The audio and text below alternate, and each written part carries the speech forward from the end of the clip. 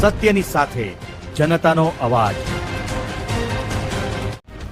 આપ જોઈ રહ્યા છો 24 ન્યૂઝ નેટવર્ક। તાજા સમાચાર, ઝડપી અપડેટ અને સચોટ માહિતી 24 ન્યૂઝ નેટવર્ક સમાચાર સૌથી પહેલા।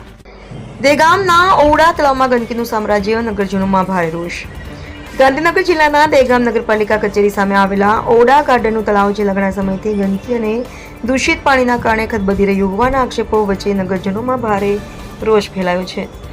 તળાવની દયનીય સ્થિતિને કારણે મોર્નિંગ અને ઇવનિંગ વોક માટે આવતા સિનિયર સિટીઝન, મહિલાઓ અને સ્થાનિક રહેવાસીઓ મુશ્કેલીનો સામનો કરી રહ્યા છે। સ્થાનિકોના જણાવ્યા મુજબ તળાવમાં ભૂગર્ભ ગટરના દૂષિત પાણીના નિકાલ કારણે પાણી પ્રદૂષિત બન્યું છે, જેના કારણે દુર્ગંધ ફેલાઈ રહી છે તેમજ રોગચાળો ફાટી નીકળવાની ભીતિ પણ સેવાઈ રહી છે। રોજિંદા વોક માટે આવતા નાગરિકોએ તળાવ અને ગાર્ડનની સફાઈ તેમજ જાળવણી અંગે અનેક વખત રજૂઆતો કરી હોવા છતાં યોગ્ય કાર્યવાહી ન થતાં અસંતોષ વ્યક્ત કર્યો છે। નગરજનોનો આક્ષેપ છે કે ઓવડા ગાર્ડનમાં અસામાજિક તત્વો દ્વારા પણ નુકસાન પહોંચાડવામાં આવી રહ્યું છે, જેના કારણે ગાર્ડનની સ્થિતિ દિવસે ને દિવસે બગડી રહી છે। બીજી તરફ જવાબદાર તંત્ર દ્વારા અસરકારક પગલાં લેવામાં આવતા નથી અને વિવિધ વિભાગોના અધિકારીઓ એકબીજા પર જવાબદારી ઢોળી રહ્યા હોવાના આક્ષેપો પણ ઉઠ્યા છે।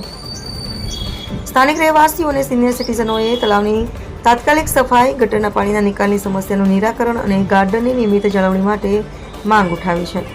જો તંત્ર દ્વારા વહેલી તકે યોગ્ય પગલાં નહીં ભરાય તો આગામી સમયમાં ઉગ્ર રજૂઆત કરવાની ચીમકી પણ ઉચ્ચારવામાં આવી છે। Reporter RJ Rathod, Degam.